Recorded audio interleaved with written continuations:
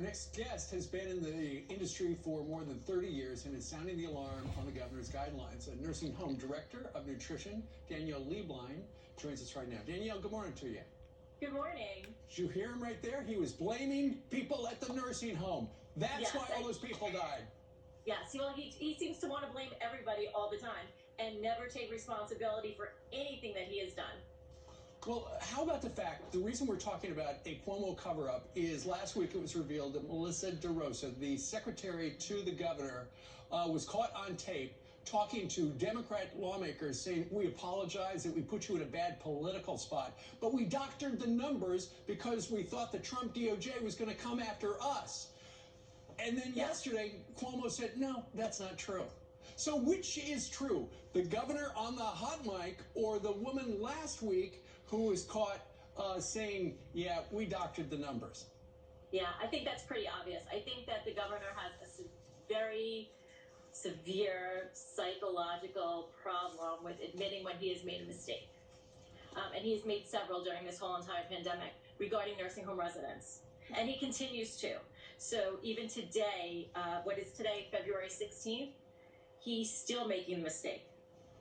Well, the tragedy has been the coronavirus has impacted so many parts of our lives in so many bad ways, but for his decision, and you look back at the trajectory of this disaster, when he sent people who had been infected back into the nursing homes, that really is what caused the problem. And then it seems like about the same time, the state started doctoring the numbers where they said, well, that person who was in the nursing home but was transferred after they had died to a hospital, that counts as a hospital death. That is the reason people don't trust government, stuff like that. Well, there's a whole bunch of mix-up going on here. So at first, he did, I'm a big advocate for allowing people to come back to the nursing home. I do believe that these people should be where they are, where we know them and love them and care for them. However, the governor did not need to send them back so quickly because we were not in the nursing homes ready with the PPE. Right. And we had no idea what we were going to do with everybody. So he really should have just said, put them where they needed to be, maybe the Javits Center, and then said to the nursing homes, okay, this is what we're going to do. Here's our plan. He gave us no plan. He just brought them back to us, and we didn't have PPE. Literally walking through the nursing home wearing garbage bags on us and taking them off. We had we didn't have enough to take care of people. So we're supposed to go from room to room and change our PPE. We couldn't do that.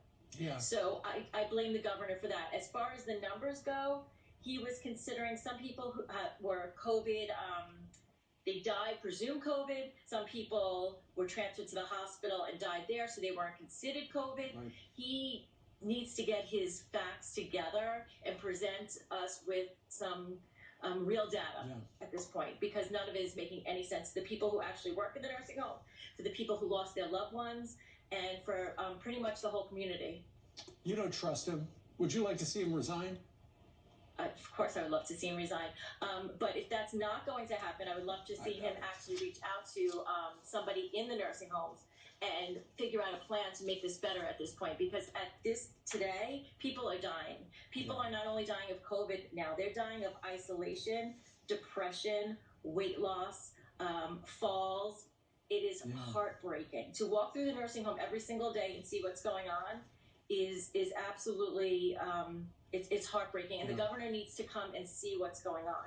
I mean, I welcome the governor to come to my nursing home and speak to the residents and speak to the people who work there and see what's actually happening. People are dying of COVID still, even though they have gotten the vaccine. And I would like somebody to address that eventually. How do they test negative, get the vaccine, test positive, and then die? Because that is what's happening in the nursing home, and nobody's talking about that. I have been reading a little bit about that. More investigation needs to be done. Danielle, nobody knows more about this situation than you do, so thank you very much for telling us your point of view on the governor. Thank you. All right, very good. All right.